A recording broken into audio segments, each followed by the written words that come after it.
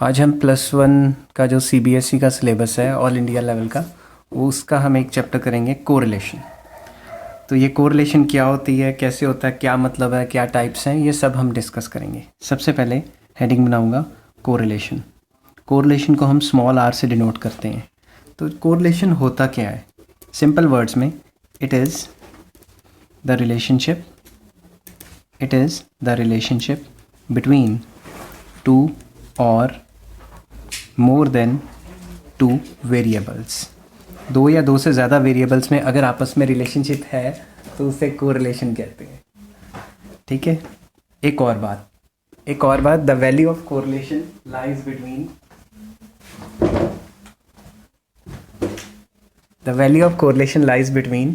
-1 to 1।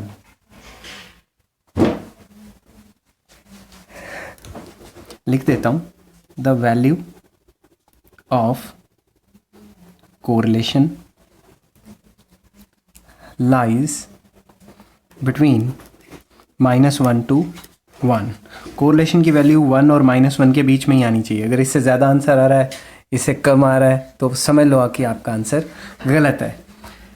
अगर हम ये बीच में ले लें 0 और यहाँ पे ले लें 0.75, यहाँ पे ले लें 0.25।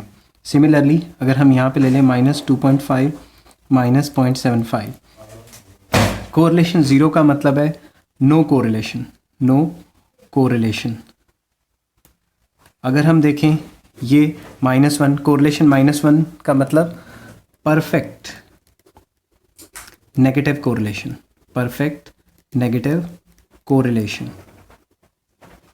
अगर हम प्लस पॉजिटिव या 1 की बात करें तो हम कहेंगे परफेक्ट पॉजिटिव कोरिलेशन। इसको कहेंगे परफेक्ट नेगेटिव कोरिलेशन, इसको कहेंगे परफेक्ट पॉजिटिव कोरिलेशन।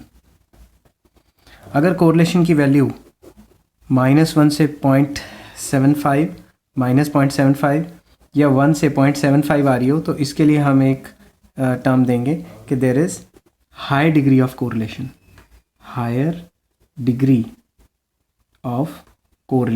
कोरिलेशन की डिग्री तो है बट हायर है।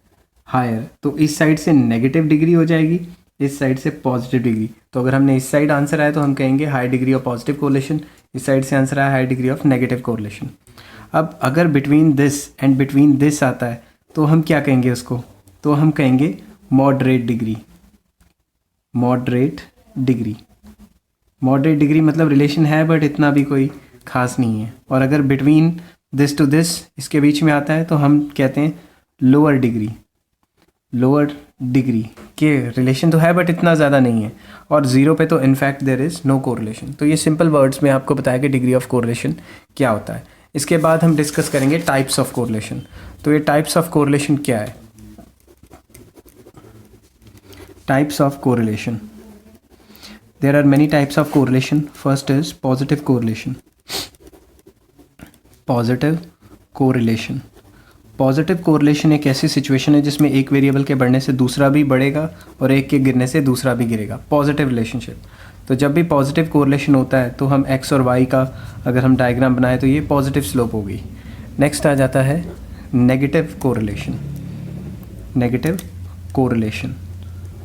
नेगेटिव कोरिलेशन एक ऐसी सिचुएशन है जिसमें एक वेरिएबल के बढ़ने से दूसरा वेरिएबल कम हो रहा है और एक के कम होने से दूसरा गिर रहा है।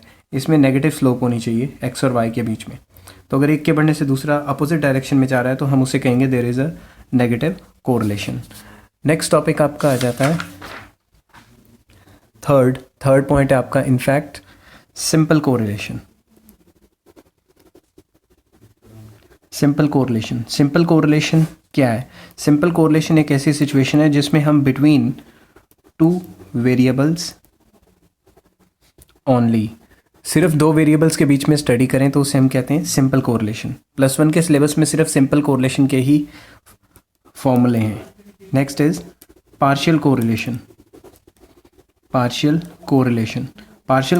एक ऐसी सिचुएशन है जिसमें we have more than two variables, हमारे पास दो से ज़्यादा वेरिएबल्स हैं but we study only 2 variables at a time. हमारे पास दो से ज़्यादा वेरिएबल्स हैं बट हम एट ए टाइम सिर्फ 2 की ही स्टडी करेंगे, but we study only 2 variables at a time. At a time सिर्फ 2 की स्टडी करना, that is called partial correlation. And fifth is multiple correlation. Multiple correlation एक ऐसी सिचुएशन है जिसमें हम कम से कम 3 वेरिएबल्स की साइमल्टेनियस स्टडी करेंगे. Under this we deal with at least 3 variables simultaneously. कम से कम 3 वेरिएबल्स की साइमल्टेनियस स्टडी करना, that is called multiple correlation. अब इसके बाद हम क्या करेंगे, इसके बाद हम करेंगे फोर्थ पॉइंट है, शायद सिक्स्थ पॉइंट है, लीनियर कोरिलेशन. लीनियर कोरिलेशन क्या है? लीनियर कोरिलेशन एक ऐसी सिचुएशन है जिसमें एक वेरिएबल में चेंज आने से दूसरे वेरिएबल में चेंज आता है, मगर सेम रेशो में. तो आप लिखोगे it is a situation in which any change in one variable leads to change in other variable in same ratio. एक के चेंज आने से दूसरे में चेंज आएगा बट रेशो सेम रहेगी. एग्जाम्पल, x से मान लो 1 2 3 4 5, y है 10 20 30 40 50. अब x और y में अगर हम रेशो निकालें, रेशो मतलब डिवाइड करें, तो 1/10 1/10 1/10 हमेशा 1/10 आएगा. तो रेशियो सेम रहेगी. इसका ये है कि अगर हम x और y का हम डाटा बनाएंगे तो लीनियर मतलब स्ट्रेट लाइन बनेगी हमेशा, तभी इसे कहते हैं लीनियर कोरिलेशन. नेक्स्ट आ जाता है non linear correlation. Seventh is non linear correlation. Non linear correlation एक ऐसी सिचुएशन है जिसमें एक वेरिएबल के चेंज आने से दूसरे वेरिएबल में चेंज आता है but ratio tends to change, ratio change हो जाती है. तो हम लिखेंगे it is a situation in which any change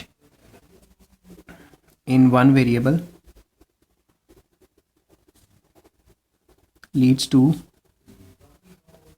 change in other variable in different ratio.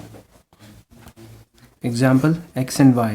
Suppose x है 1 2 3 4 5 और y है 10 18 24 28 एंड 30. अगर आप x रेशो y या x बाय y निकालोगे तो ये आ जाएगा 1/10 1/9 1/8 1/7 1/6. कहने की बात ये है कि ये नॉन लीनियर होगी. x और y का अगर हम रिलेशन निकालें, नॉन लीनियर मतलब स्ट्रेट लाइन नहीं है. ये थे आपके टाइप्स +1 के क्लास के हिसाब से. उसके बाद आ जाता है कि मेथड्स के कितने मेथड्स हैं. Methods to measure correlation. Correlation को मेजर करने के कौन कौन से मेथड्स हैं? कोरिलेशन को मेजर करने के बेसिकली +1 में 2 मेथड्स हैं, वैसे 5 मेथड्स होते हैं. +1 में भी 3 मेथड है बट एक ग्राफिक मेथड है, वो पेपर में कभी आ रहा है कभी नहीं आ रहा. तो मेनली मैथमेटिकल दो हैं. सबसे पहला आ जाता है Karl Pearson's coefficient of correlation. और दूसरा है स्पीयरमैन्स रैंक कोरिलेशन. ये 2 मेथड्स हैं. अब इन 2 मेथड्स के भी अंडर आ जाता है, अगर हमने कार्ल पियर्सन्स मेथड करना है इसके अंडर 2 मेथड है. एक है एक्चुअल मीन मेथड और दूसरा आ जाता है एज्यूम्ड मीन मेथड. और स्पीयरमैन रैंक कोरिलेशन में 3 मेथड्स आते हैं. पहला मेथड है व्हेन रैंक्स आर गिवन, जब हमें रैंक्स गिवन है. दूसरा मेथड आ जाता है when ranks are not given, जब रैंक्स गिवन नहीं है. और तीसरा मेथड आ जाता है व्हेन रैंक्स आर इक्वल, जब रैंक्स इक्वल होते हैं. तो हम इनको डिस्कस करेंगे डिटेल में. तो हमारा ये रहा पहला मेथड. पहला मेथड है हमारा व्हेन रैंक्स आर, रैंक्स वाला नहीं, पहले हम दूसरा करते हैं। चलो, कार्ल